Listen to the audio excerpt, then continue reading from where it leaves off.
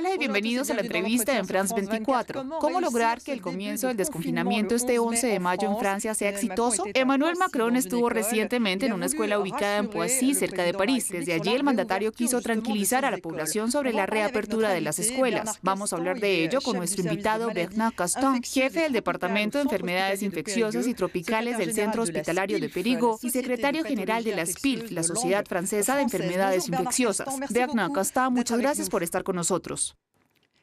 Hola y gracias por haberme invitado. Este lunes 11 de mayo es la fecha de inicio de la primera fase de desconfinamiento en Francia, según los indicadores favorables de Édouard Philippe. Emmanuel Macron quiso tranquilizar a los franceses sobre la reapertura de las escuelas, por lo que fue a una escuela en Poissy, cerca de París. Allí dijo que quería una apertura gradual, un buen regreso a clases en lugar de un regreso masivo a clases. Y recalcó que no es un regreso a la normalidad. No sé si tiene hijos pequeños. Si los tuviera, los enviaría a la escuela. Para contestar a la primera pregunta, no tengo hijos pequeños. Y sobre la segunda, sí, sin dudarlo, en lo que a mí respecta. Pero más allá de lo que yo sienta o piense, se percibe lo mucho que este tema cristaliza todas las preocupaciones y aprehensiones de la gente. Y creo que debemos dar mensajes relativamente pragmáticos y no suscitar temores irracionales. Este es un elemento extremadamente importante. Creo que aquellos que nos escuchan necesitan una información rigurosa. Han estado escuchando información que se contradice durante semanas y meses. Y es difícil formarse una opinión clara. Actualmente nos encontramos en una situación en la que se va a implementar el desconfinamiento progresivo. Uno de los elementos es la reanudación de las clases, y es muy importante comenzar con esta, porque los niños tienen un riesgo muy bajo de contraer esta infección viral. No solo de desarrollar síntomas, sino también de entrar en contacto con ella, desarrollarla y transmitirla. Así que ese es un dato importante y el modelo óptimo para la reanudación de la actividad. Pero el Consejo Científico se opuso a la reapertura de las escuelas. ¿De dónde viene esta duda y el miedo que tienen los padres, por ejemplo? Oui, mais on a depuis un certain nombre d'éléments, c'est-à-dire, vous imaginez bien à quel point les informations et les publications et les données que l'on a... Sí, pero hemos tenido varios elementos desde entonces, es decir, nos llega mucha información, publicaciones y datos día a día. Hoy disponemos de elementos que nos dan confianza, en particular los datos publicados por pediatras muy implicados en esta situación que nos proporcionan elementos en los que nos podemos apoyar firmemente para tomar estas decisiones. Es realmente durante estos últimos 3 meses que hemos observado. Les recuerdo que al principio el principal temor era que los niños contaminaran a los más frágiles y a los ancianos. Fueron los primeros a quienes se les prohibió el acceso a los geriátricos. Hoy en día estamos totalmente opuestos al nivel de riesgo epidemiológico. Consideramos que son ellos quienes transmiten menos infecciones virales. La evolución de este ciclo de los últimos 3 meses permite tomar posiciones que no podíamos tener hace unas semanas.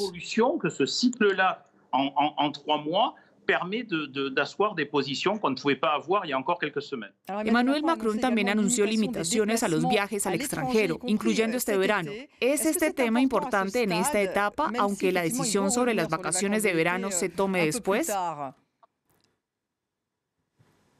Écoutez, l'objectif principal, je crois qu'il faut centrer les choses dans ce déconfinement sur les enjeux réels de ce déconfinement. L'enjeu majeur. El objetivo principal, creo, es centrarse en los verdaderos retos de este desconfinamiento. El mayor desafío es que en las próximas semanas y meses aquellos que tienen un menor riesgo de complicaciones no infecten a los más vulnerables, que probablemente tengan complicaciones graves y potencialmente letales. Así que el desafío es ese. El desafío es no tener gran número de hospitalizaciones y que no aumenten las tasas de mortalidad asociadas con el COVID. Ese es el desafío principal. Por lo tanto, el hecho de que las personas puedan contaminarse progresivamente tras la reapertura, el desconfinamiento progresivo, etc., y con frecuencia sin que se note, sin síntomas y por lo tanto sin pruebas, no es en sí un problema importante. El problema son las consecuencias sanitarias y clínicas de las personas que desarrollarán formas graves. La problématique, c'est celle des conséquences sanitaires cliniques des gens qui vont développer des formes graves. C'est quand même ça l'idée principale. Precisamente el desconfinamiento debería ir de la mano con la realización de pruebas. Usted acaba de hablar sobre esto. El gobierno ordenó 5 millones de pruebas serológicas. La alta autoridad sanitaria francesa considera que las pruebas serológicas, que permiten detectar anticuerpos, no permiten indicar la inmunidad de los pacientes que ya fueron infectados. Por lo tanto, ¿qué sentido tienen estas pruebas? ¿Es necesario que el gobierno francés reexamine su estrategia?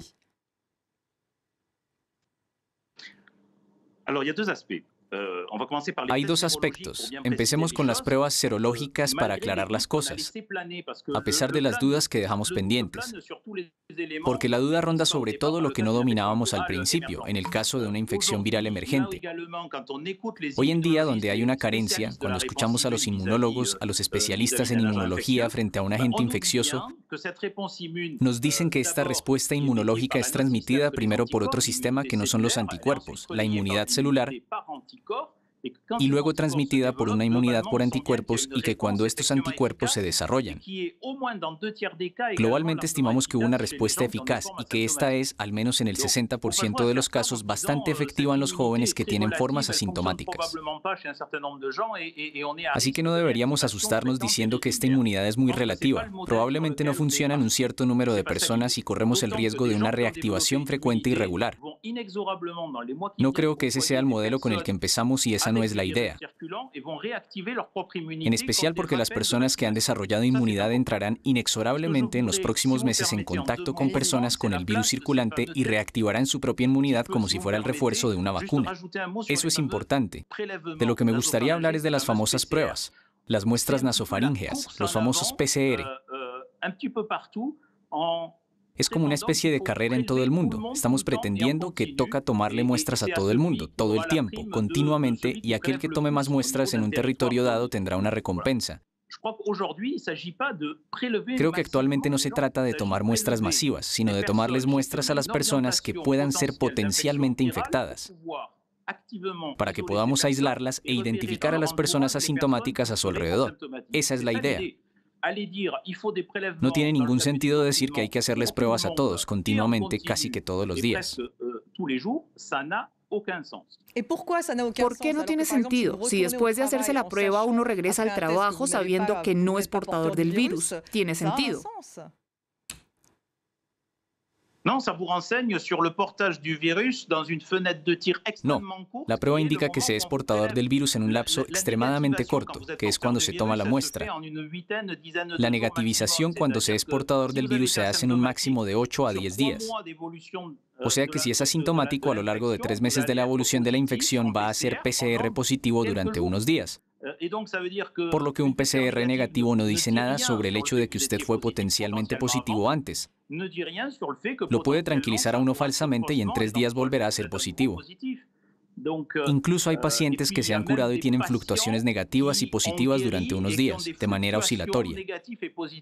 Así que no tiene sentido por estas razones.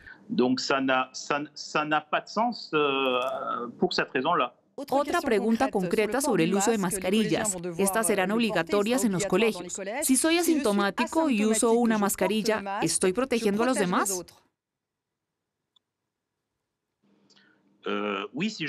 Sí, si soy portador asintomático del virus y me pongo una mascarilla, protejo a los demás. Lo que no sabemos es si los pacientes asintomáticos tienen el mismo riesgo de transmisión.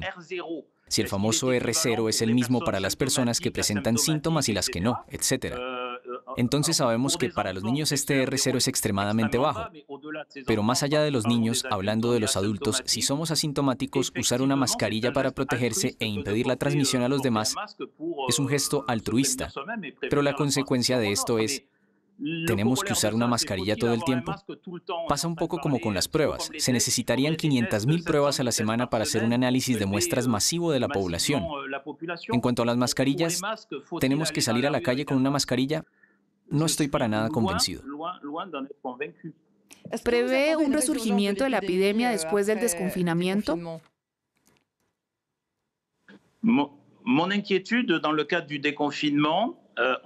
Mi preocupación en el caso del desconfinamiento, estamos en el proceso de regular la organización de este, diciendo que no se reabrirán los bares, restaurantes, lugares de reunión que son un poco distendidos. con gente que está cerca, con mayor razón sin mascarillas en un restaurante. ¿Es así como se regula? Lo que me preocupa a mí no es este tipo de desconfinamiento estructurado, con reglas estrictas, sino las reuniones en casa. Va a ser como en la época posterior a la ley seca en Estados Unidos. Después del 11 de mayo, la gente va a volverse a agrupar para tratar de vivir de nuevo. Van a organizar reuniones familiares, de amigos, con más de 25 a 30 personas alrededor de una barbacoa. Y creo que en este contexto el R0 es mucho más alto que el R0 en un restaurante con mesas separadas. Así que hay un riesgo de que la epidemia se reanude, incluso si los restaurantes no abren. Si partimos de la idea de que la mayoría de las personas son asintomáticas, afortunadamente, al no tener ningún factor de riesgo, y si todos se protegen a sí mismos y a su entorno más vulnerable, no debería haber señales de reanudación de la hospitalización masiva o de muertes. Y una vez más, ese es el desafío. La cuestión no es saber si las tasas de seroprevalencia de las personas infectadas en los próximos 6 meses aumentarán gradualmente. La cuestión no es volver a ver lo que experimentamos de manera trágica al principio de la epidemia porque no estábamos preparados. Lo vimos venir y lo sufrimos. Ahora ya no sufrimos, estamos reaccionando de una manera completamente diferente. Entonces es más bien optimista. Soy optimista si se respetan las reglas que se están estableciendo gradualmente y de manera muy coordinada con el Alto Consejo de Salud Pública. Con las propuestas que se están elaborando, en ese caso soy optimista. Mi preocupación radica en la capacidad de respetar esas normas, en particular cuando no están reguladas, es decir, en un contexto de reuniones personales y familiares. Anecdóticamente hemos visto aquí muy recientemente reagrupaciones que fueron el último fenómeno que generó focos de contagio cuando estábamos confinados. Bernard Castan, jefe del Departamento de Enfermedades Infecciosas y Tropicales del Centro Hospitalario de Périgueux y secretario general de la SPILF, la Sociedad Francesa de Enfermedades Infecciosas, muchas gracias por estar con nosotros. Gracias por ver la entrevista y quédese con nosotros para más noticias.